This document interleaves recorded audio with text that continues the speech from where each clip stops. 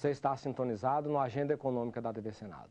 A crise econômica da Europa e as dificuldades de retomada de crescimento pelos Estados Unidos criam um ambiente de grande incerteza em todo o mundo desenvolvido e lança dúvidas sobre até que ponto os países emergentes poderão passar incólumes diante deste cenário. Além dos problemas estruturais ligados diretamente às questões do desenvolvimento, o Brasil tem de repensar a política de juros, do câmbio e a política tributária, só para citar alguns temas de grande impacto. Conjuntura e desenvolvimento. Esse é o tema de hoje do Agenda Econômica. Quem está conosco para nos ajudar a entender melhor o atual cenário econômico é o ex-governador do Paraná, o senador Roberto Requião, do PMDB. Participa dessa entrevista o jornalista Davi Meric. Senador, muito obrigado pela sua presença nos estúdios da TV Senado. Obrigado a você, Elival, e ao Davi pela oportunidade. Eu começaria essa conversa, senador, com a questão de que a presidente Dilma disse que o Brasil hoje está muito melhor preparado para enfrentar a atual crise econômica do que estava em 2008. O senhor concorda? Me lembra aqui um jurista uruguaio, Couturi. Todo depende do color do cristal com que se mira.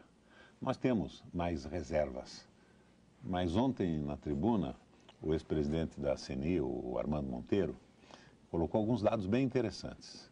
Nós temos um superávit na nossa economia até novembro de 26 bilhões de dólares. Bonito, né, Davi? 26 bilhões de dólares. Mas o déficit no setor de manufaturados não é 26 bilhões de dólares, é 86 bilhões de dólares.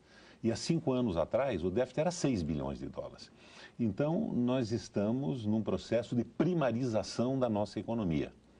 Eu não acredito que isso nos torne melhor que os outros países. Agora, como é que o senhor reage? Porque, diante desse argumento que o senhor apresenta, alguns economistas, alguns analistas e também alguns senadores colocam que não se pode dividir as exportações apenas entre commodities e produtos industrializados, porque ao exportar commodity, o que está embutido aí é uma alta tecnologia para a produção do agronegócio. Isso é uma mentira brutal, né? Até porque as commodities agrícolas têm um peso bem menor do que o minério de ferro e o petróleo, que são a base das nossas exportações. Fundamentalmente é minério de ferro e petróleo e vem depois, significativamente, mas não na mesma proporção, as commodities agrícolas.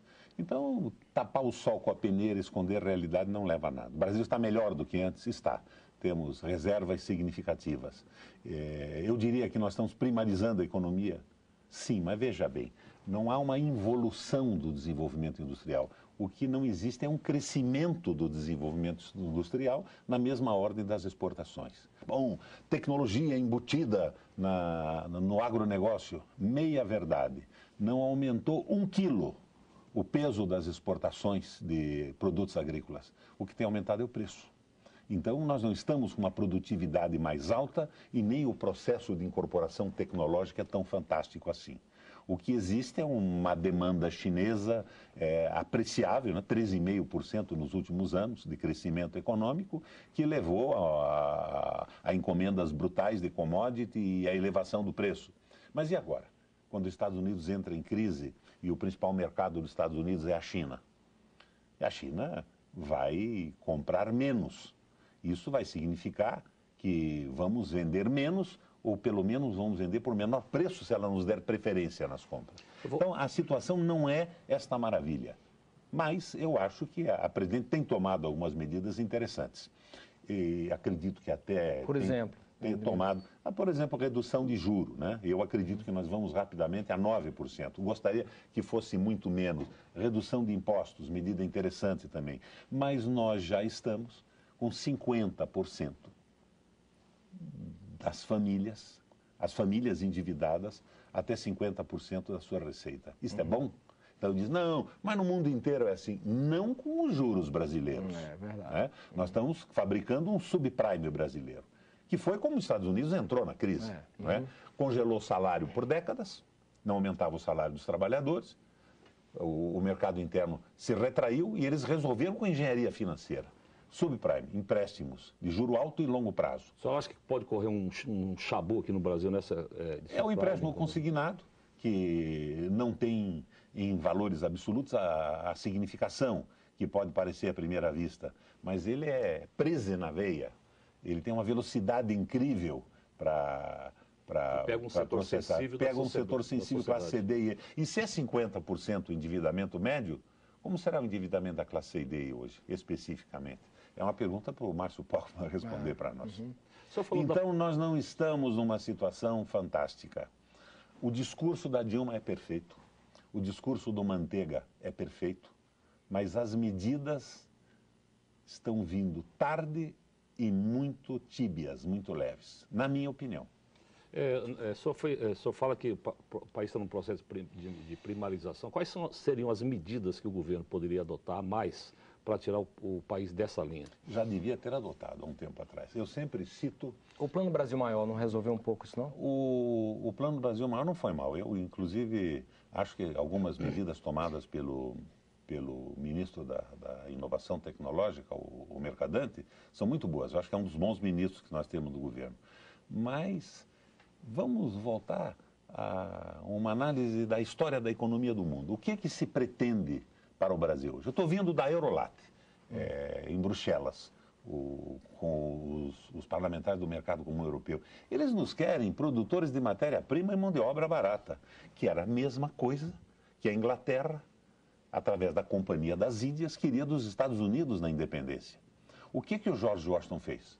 Colocou lá, para tomar conta das finanças, o Alexander Hamilton, que mandou logo para o Congresso o Tratado das Manufaturas. E reagindo, é a nova política americana. Alexander Hamilton, Henry Clay, Henry Carey, Friedrich List, e eles reagiram brutalmente a isso. Crédito fácil, inovação tecnológica, industrialização e valorização. Os Estados Unidos aflora como uma potência industrial na resistência às ideias do Adam Smith na riqueza das nações. E o Adam Smith acaba tendo uma morte triste, né? Com todo o seu liberalismo econômico, morre como fiscal de alfândega na Escócia. Então, esse tipo de reação... A mão invisível não funcionou para ele. Não funcionou. A mão invisível não teve... Se o senhor fosse presidente da República hoje, que medida o senhor adotaria para colocar o Brasil no rumo, não que esteja tão errado, mas num outro rumo? Como eu disse a você, o discurso da Dilma está certo. Redução de imposto, uma reação pesada contra essa desvalorização do dólar. O dólar só não virou pó porque ele é a moeda de reserva do mundo, né? A própria China tem reservas brutais em dólar. O mercado comum europeu tem reservas enormes em euro? Não, tem em dólar. E qualquer problema, os Estados Unidos manda rodar a maquininha e tenta resolver, os outros que se virem. Né? E se o dólar for atomizado, a China vai para o beleléu. Quer dizer, há uma simbiose entre a economia chinesa e os Estados Unidos. Eu não acho que as medidas da Dilma estejam erradas. Eu acho que elas estão atrasadas e são muito fracas. O senador Lindbergh, outro dia, fez uma proposta na Comissão de Economia, mudando o escopo do Banco Central brasileiro. Então ele dizia, o Banco Central não é mais responsável apenas pela estabilização da moeda. Tem que ser responsável pelo emprego e pelo desenvolvimento econômico. É bacana, né? Em termos. Porque, na minha opinião, o Banco Central tinha que se submeter ao presidente da República e aos interesses do Brasil, não do monetarismo. E se o Banco Central vai cuidar da moeda, do emprego e do desenvolvimento industrial, não precisa mais presidente da República. Mas o Lindbergh, na verdade, ele quis sinalizar contra esta visão exclusivamente monetarista. Exatamente. E o que aconteceu? Pressão em cima dele, e outro dia publicaram na imprensa, Lindbergh retira de pauta a sua proposta. Não é bem verdade. A proposta parou, mas não foi ele que retirou de pauta, até porque não é ele que coloca em pauta. Mas a reação foi brutal. Como é que um governo que tem o discurso do Manteiga e o discurso da Dilma pressiona o Senado para evitar que se transforme em notícia essa mudança de escopo do Banco Central? É muita submissão ao mercado financeiro. Quer dizer, Mas nós não estamos aqui governados pelo Goldman Sachs, como a Europa está. A Europa entregou a sua economia na mão dos banqueiros, com o sacrifício da sua população de forma absoluta. É uma canalice absolutamente sem limites. Mas houve, de fato, se a gente observar a economia nessa passagem de mudança de governo, houve um ponto de inflexão na condução do Banco Central quando saiu do Henrique Meirelles para o Tombini. Quer dizer, se notou que, de fato, começou a haver uma preocupação em reduzir as taxas de juros para ajudar o desenvolvimento e também uma preocupação maior com o nível de emprego. É esta preocupação que eu questiono, Elival. Quem se preocupa, não se ocupa. Há muita preocupação e pouca ocupação. E não foi a saída do Meirelles e a assunção do Tombini que mudou isso, foi a realidade concreta da economia do mundo. Não dava mais para continuar com aquela conversa mole do Meirelles, que era o representante absoluto da banca. Mas a política não mudou como devia ter mudado. Eu assisti na televisão, eu até queria recomendar a vocês dois, o discurso da Cristina Kirchner na sua posse. 1h e 24 minutos de improviso, com domínio absoluto da economia do mundo e da condução da economia argentina.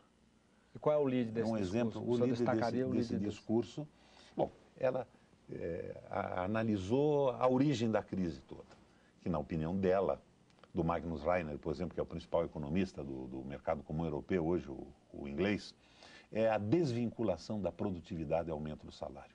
Foi o que os Estados Unidos fez. Produtividade crescendo verticalmente e o salário horizontal e congelado. Daí resolveram o problema do consumo interno com o subprime, empréstimo de juro alto e prazo largo, até que ninguém conseguiu pagar mais isso. E essa história de metas, de superávit primário, serve apenas para garantir o lucro dos banqueiros. E a Cristina completava esse raciocínio dizendo: não sou presidente das corporações, sou presidente de 40 milhões de argentinos. Eu gostaria de um discurso mais forte no Brasil, mas não vou dizer a vocês que a análise do Manteiga e da presidenta estão errados. O senhor coordena aí a representação brasileira no Parlasul, teve até uma reunião recente. E o impacto dessa crise internacional no Mercosul, a relação do Mercosul com o Brasil, no discurso da própria presidente da Argentina, tem algum viés que possa complicar as relações com o Brasil? Como o senhor analisa essa relação? Viés é linha inclinada, né? Eu acho que tem um veso, que é a repetição de uma ideia. Eu acho que o discurso da Cristina foi nesse sentido, da valorização do nosso mercado, da nossa integração, da saída da crise com a utilização e o reforço do mercado interno. Acho que esta é a posição da Dilma também. Está baixando imposto, está baixando juro, não com a velocidade que eu acho que seria necessária. Tenho medo que tenha começado tarde e que as medidas sejam muito fracas, porque você não recupera o crescimento industrial do país num par de anos. Há 5 anos atrás, o déficit era 6 bilhões, agora é 86 bilhões, até novembro. E até o fim do ano a projeção é de 94 bilhões para um superávit no conjunto de 26 bilhões. Agora, esse raciocínio que você levantou é um raciocínio simulado. Não podemos separar a exportação das commodities da exportação dos manufaturados. Isso é brincadeira, quer enganar quem com isso? 86 bilhões de déficit nos manufaturados é simplesmente uma brutalidade. E como é que nós vamos recuperar esse espaço? Você não consegue retomar o crescimento industrial num par de anos e sem medida concreta alguma. E ainda com a guerra fiscal dentro do país, estados eliminando impostos em favor de multinacionais e dizem que isto industrializa o Nordeste, industrializa estados maiores. Conversa mole. Este é o jogo do capital contra o país. O senhor que está com informação nova, existe algum risco de um conflito maior entre a Argentina e o Brasil nos próximos anos aí? Jamais. Acabou isso. Não estou falando de conflito armado, falo de interesse econômico. Não, os conflitos de interesses entre o Brasil e a Argentina não são entre o Brasil e a Argentina, são entre multinacionais que operam no Brasil e na Argentina. É isso que nós temos que separar. Nós temos que atender os interesses do Brasil e da Argentina. E para isso existe o Mercosul. E é para isso que nós estamos tentando reestruturar o Parlasul. Para discutir, nós temos que tomar medidas comuns que não agridam a economia dos países. E quando isso for absolutamente necessário, que o próprio Mercosul estabeleça um processo de compensação. Isso é possível. Temos que conversar muito e trabalhar juntos. Eu fiquei empolgado com a proximidade da Dilma e da Cristina. Foi a posse da Cristina, tem conversado junto. Eu acho que é exatamente por aí que nós podemos sair. Agora, não é entregando a economia para Goldman Sachs, como fez a Europa. Você veja bem, a Itália governada agora pelo preposto de uma organização bancária. A Grécia na mão de uma organização bancária. Bem fez a Inglaterra de sair. A Inglaterra está se opondo ao conjunto do mercado comum europeu. Não, a Inglaterra está dizendo que é um país soberano e que não vai substituir a rainha, que já está obsoleta, por um banqueiro. A questão da governabilidade na Europa e também a defesa comercial do Brasil. No próximo bloco, aguarde.